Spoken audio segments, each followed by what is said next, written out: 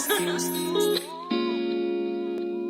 I had to make it through the pain, make it through the pain, when everybody said I can't, yeah.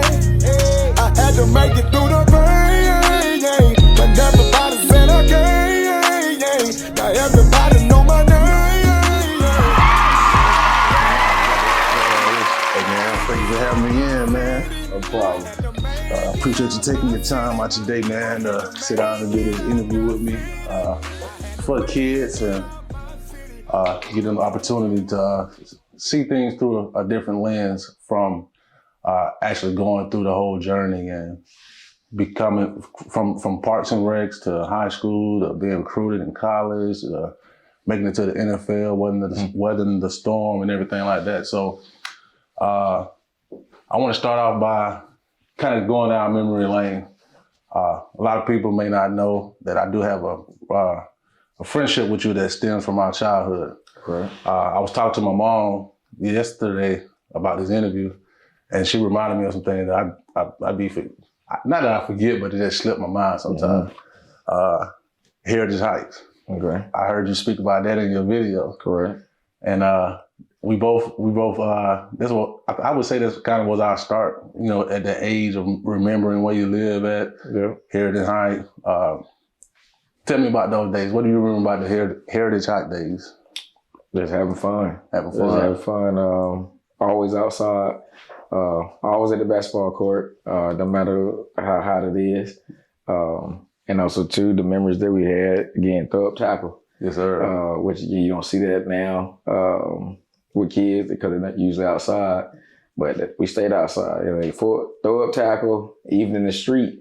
Sideline bus. You know what I'm saying? So we was always outside being active. Those are things that I remember from there. So from my memory, you was playing football, but I didn't start until 9 years old. So you bust out on the scene with like 7 or 6? Whenever the age was to start. I think it was 7 to 8, then 9 to 10. Right, so yeah, okay, 7. So you started out at 7. You was on the Dolphins, correct? Yeah, I started out with the Dolphins. Dolphins, all right. So at this time, I wasn't trying to play no football for real. I was scared. To be honest, my mama made me play. So when I first played, ironically, I played my first season with you. Okay. So people may look at me now, look at you now, and be like, "Oh, that wouldn't be that tough." But you know, I wasn't always this big. Right. Right. So for me, I remember playing. We was on the Broncos. Yeah. Coach Bojack, Coach Tony. Yeah. Still 2 of my favorite coaches, but you know, my career didn't extend as long as yours. Great guys, man. Had great love for the game of football, man. And they really definitely seen some of you.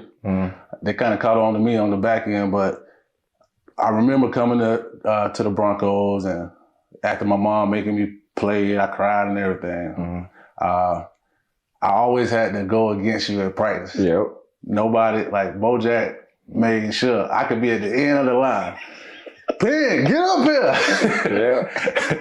and I must say, man, you made me a beast. Because I didn't even want to play football. Yeah. But going against you every day, you ain't got no choice but to get better. Right. You're going to get ran over or whatever. So tell me about those Broncos days. What do you remember about the Broncos days? Man, I enjoyed every bit of it, to be honest with you. Like I say, we had some good coaches. Yes, Bojack and Tony. Sure, I remember the time when I had to make weight. I'm up here running. I remember that too. I'm running up at downtown Griffin, all the way down to the flat where the trash bag goes, just to make weight. But that time was fun, and also too with us, because at the end of the day, the 2 skilled guys on the team were you and I, and that's why again he made both of us go together with the hit things or whatever. Because again, for one. You was not scared or whatever. Well, I didn't see that you were scared. But you know, apparently Coach Bodan doesn't think you were either. So, but he's always make us go because game was scared. I couldn't go with the linemen because that's what we had. Willis now. Tree. No, the twins. They ain't twins though, but they brothers. Which one? It's Willis and I think his name Willis. Willie. Big Willie. Oh, yeah. Big Willie. So Big Willie. Willie Holloway. Holloway. Yeah. So yes, Courtney. sir. I think Courtney. His brother. Yeah. So they was on the team. Them boys were big. Yes, Ooh. but he wouldn't let me go against them all the time. Only time I went against them, if we had to lay on our backs. Yeah. We had to lay on our backs and get up or whatever, because I would get up before they ever would, because they were so big. So I think we used to let them stay up and then make you get up. Yeah, the first time we both back. So I heard him got up because I know he was gonna be faster than me to get up. So I catch him on his knees or whatever. But then that's when he had them up and they had me on my back or whatever. But it was fun though. We won a lot of games. So it was fun. Yes, sir. Yes, sir. So then you transitioned to middle school. Mm-hmm. I kind of fell off in middle school, and I was gonna pick. I think, I fell off in middle school, and I started back in high school. But you ended up. We was at Flint together. Mm-hmm. I didn't play, but you played. Right. Do you remember how that turned out? I can't remember. I don't have that many good memories of the middle school journey. Well, Flint, I was when I was at Flint, I was at QB. I think it was at QD because I think Brian Clark had started off at first, and then I think he graduated or whatever. So I think I had to go to QB. But then also too, they had on freaking defense playing like nose guard. I don't know what the switch up was about.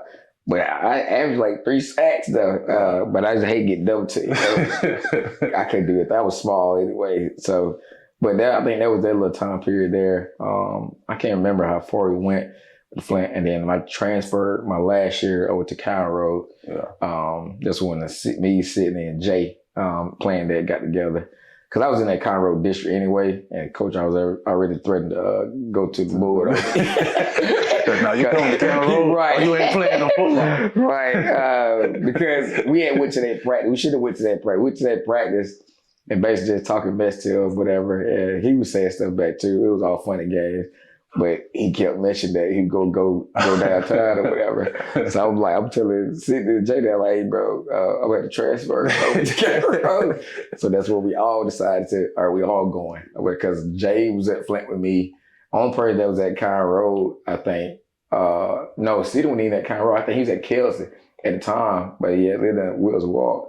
And that's when we had made the transition. Like, okay, we all gonna go to Cowan Road, and that's we had moved out there to Wills Walk anyway. Gotcha. So I want to backtrack. I missed something. So me and you both played 9 to 10 together. 11, 12, they split us up. Right. Now you didn't play 12, but you played at 11. Correct. Yeah, I missed a year. And you played with the Vikings. I played with the Bulldogs. Mm-hmm. When I played with them, we were stacked. Yeah, you couldn't do nothing with it. It wasn't enough rain in the sky for that. Y'all was stacked. But again, the crazy thing is, though, only reason I was not on the Bulldog because they had some little argument or whatever about me. And they wanted to put my name in the hat or whatever because they couldn't figure out who could get me or whatever. So I was already talking to the Bulldog coach already. He always tell me I ain't had to go to the evaluation and none of that. I'm like, okay, cool. Yes, so then that's when they end up couldn't come up with an agreement. So they end up putting my name in the hat. All right, mind you. So they doing all this arguing and stuff, whatever. And Cecil Taylor, he's the head coach for the Vikings. He's sitting back, watched them write my name down or whatever, and saying to put it in the hat and stuff. So he already knew what it was. So after they get done arguing and talking, so he was like, all right, okay, I sell this, I pull. Yeah. So he already knew what my name was, and that's when he pulled me, and I was on the Vikings. So the reason why I wanted to bring that up is because, as you mentioned, we were stacked on the Bulldogs. Yeah. Most of the players that was on my team at the time were some of the people that, when you got to high school, man, you guys took over. We talking about Leon Berry. Yeah. He ended up going to Mississippi State, correct? Mm-hmm. Yeah. We had Big Tree. Yeah. And from my understanding of that, he's coaching with you at Griffin now, right? Yes, correct. Yeah, O-line coach. We had Big Bird. Yeah. We had linebacker. I was at running back. We had Cortez Hastings. Yeah. He also played with you at Griffin. Yeah. So we pretty much had the whole starting lineup that you played with at Griffin High on our team, and you had to go against all of us at 11. Yeah. It was just me. So, and So I continued to play 12. I didn't go to middle school, which I wish I would have did, but hey, that's neither here nor there. But that's when you went to Flint, and then so you did Flint 7 and then County Road 8. Yep. Did y'all win the championship at? Not that football we did, but basketball we did at County Road. Because County Road didn't win. They wasn't winning anything. They was new. And Tree was over there at County Road too. They didn't do nothing. Hit the run there. They didn't do nothing over there. So but me and Cindy went up, and Jay went up and won a championship for basketball. We went deep into the playoff in football. I think we got beat by Gardner. I think they were cheating anyway. Could do like 16, 17 years old in middle school. Yeah. Yeah, they were cheating. So speaking of that, a lot of people may not know that you was actually a good athlete in basketball as well. Oh, right, yeah. I played so what made you decide to pick?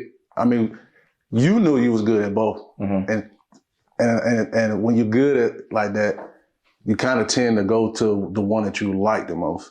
Did you necessarily like football more than basketball, or were you more encouraged by others to go with football? No, I knew football was going to be my thing anyway. I knew I was 5 years old. Yes, sir.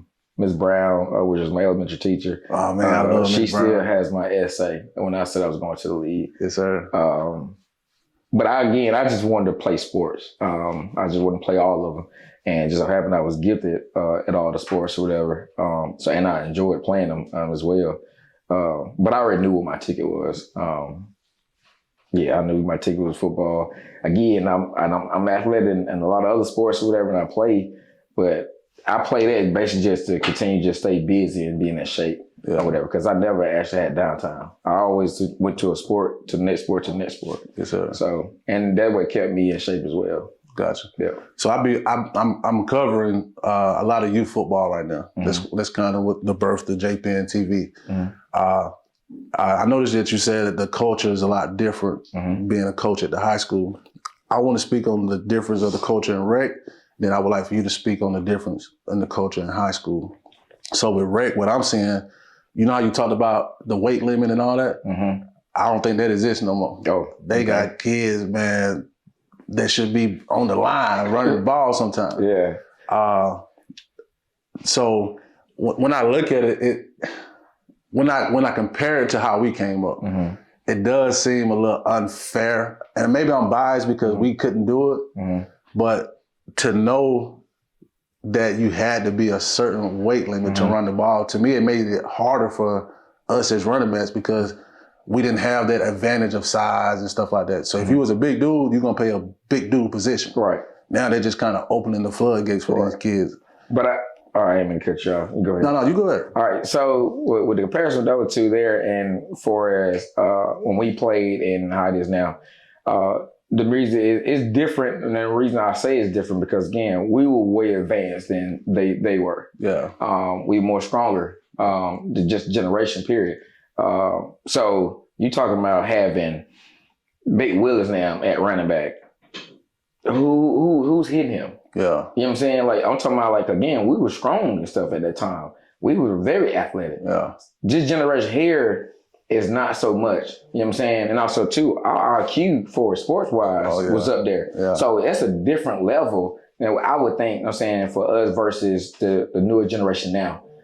Because now it's not so much of, a lot of kids don't have a lot of the sports athletic IQ, period. Yeah. They just athletic or whatever. So, but we was a little bit more advanced than they were. Yeah. Now, you got some of them now just a little bigger and stuff, whatever, taller-wise, but for us mentally, though, they don't compare to when we played. Yes, sir. You know what I'm saying? So that's why I would think it was important to have that weight limit for us because we was hitting. Yeah. You know what I'm saying? Like, I'm like hitting. Like, it wasn't no, like some big injuries. Yeah. Type, you know what I'm saying? So you don't see that. You know what I'm saying, with this newer generation or whatever, because the mindset is different. And also, too, the upbringing is kind of different as well, because you're talking about more so hand-fed with them versus getting out the mud with us. Yeah. You know what I'm saying? So it's different. And they can get away with that with no weight limit or whatever and all stuff here.